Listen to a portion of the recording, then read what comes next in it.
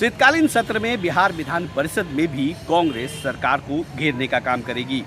का क्रियान्वयन में कई प्रकार की चूक है। सरकार नशा के खिलाफ अपने आप को एक इवेंट मैनेजमेंट की तरफ से प्रचार करती है। शराबबंदी है तो गुटखा का भी तो बंदी है। पटना में धरने में गुटखा की बिक्री हो रही है तो आप उसको बिक्री पर क्यों नहीं रोक लगा रही है? आपकी पुलिस वहाँ क्यों नहीं छापा मार रही है? ये सरकार एक इवेंट के रूप में शराबबंदी का यूज़ करती है।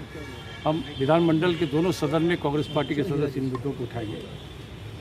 उच्च शिक्षा में जो भ्रष्टाचार है, खासकर बिहार के बाहर के लोगों को कुलपति बना के सारे विश्वविद्यालयों में जो लूट का अड्डा बना के रखा है सरकार ने, ये एक बड़ा मुद्दा होगा कि बिहार के शैक्षणिक जगत को भ्रष्टाचार के लपेटे में डालने वाले कुलपतियों को आप क्यों नहीं हटा रहे? आखिर बिहार के शिक्षाविद कुलपति हैं कि हो सकते हैं कि नहीं हो सकते? बिहार में विद्वानों की कमी है क्या? किसी भी विश्वविद्यालय में बिहार का कोई आदमी कुलपति क्यों नहीं है? और जिन लोगों को बाहर से लाके अपने कुलपति बनाया, उनकी लूट की कहानियाँ रोज आ रही हैं। ये एक बड़ी घटना है, इसको मजबूती से हम लोग उठाएंगे। कल विधान परिषद में उठेगा, विधानसभा में उठेगा। नीति आयोग की रिपोर्ट को हम सब ने देखा है कि किस तरह से गरीबी के लेकर बिहार सबसे ज़्यादा, इस राज्य में 52% लोग गरीब हैं। इस देश में इतना गरीब किसी राज्य में नहीं है। इसके अलावा एक लॉ एंड ऑर्डर को लेकर मैं एक बड़ी घटना का उल्लेख करना चाहता हूँ। झंझारपुर में न्यायिक दंडाधिकारी के चैम्बर में घुसकर पुलिस वालों ने पीटा, दरोगा ने जाकर पीटा है।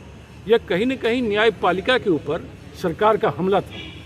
ये ऐसी अनेक घटनाएं हुई हैं। बेनीपट्टी मधुबनी में एक 21 साल के नौजवान जो पत्रकार भी है और सूचना के अधिकार के तहत काम करता था, कई भ्रष्टाचार को उजागर किया, अस्पतालों में निजी क्लिनिक के भ्रष्टाचार को उजागर किया, उसकी निर्मम हत्या हो गई। मधुबनी में ही एक युवा महिला की कोतवाली चौक स्टेशन मेन रोड पर अफसर कॉलोनी में उसकी हत्या हो गई।